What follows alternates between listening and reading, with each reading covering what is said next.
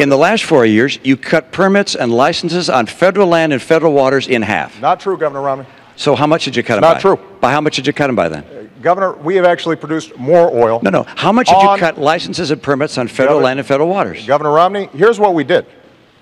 There were a whole bunch of oil companies. No, I had a question, and the question was, how much did you cut them by? You want me to answer How much did you cut them by? I'm happy to answer the question. All right, and it is? Here's what happened.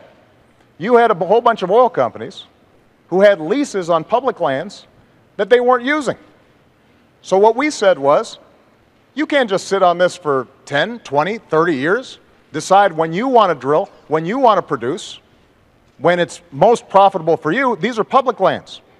So if you want to drill on public lands, you use it or you lose it. Okay, now and so what we did was take away those leases, and we are now reletting them so that we can actually make a profit. And production on government lands is down. No, it isn't. Production on government land of oil is down 14%. And production on gas is down 9%. It's just not true. It's absolutely true. Look, there's no question but that the people recognize that we have not produced more oil and gas on federal lands and in federal waters. And coal production is not up. Coal jobs are not up. I was just at a coal facility where some 1,200 people lost their jobs. The right course for America is to have a true all-of-the-above policy. I don't think anyone really believes that you're a person who's going to be pushing for oil and gas and coal. You'll get your chance in a moment. I'm still speaking. Well, and the answer is, I don't believe people think that's the case, because that wasn't a question. Okay. That was a statement. I don't think the American people believe that.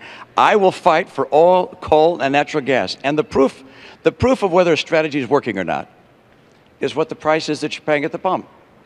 If you're paying less than you paid a year or two ago, why then the strategy is working. But you're paying more. When the president took office, the price of gasoline here in Nassau County was about $1.86 a gallon. Now it's $4 a gallon. Price of electricity is up. If the president's energy policies are working, you're going to see the cost of energy come down.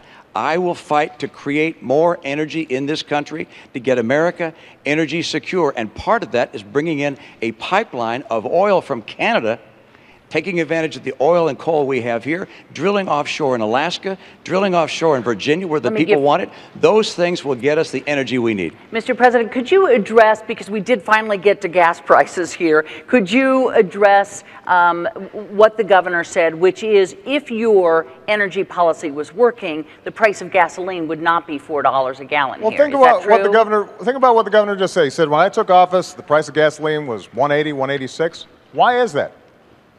Because the economy was on the verge of collapse. Because we were about to go through the worst recession since the Great Depression, as a consequence of some of the same policies that Governor Romney is now promoting. So it's conceivable that Governor Romney could bring down gas prices, because with his policies, we might be back in that same mess.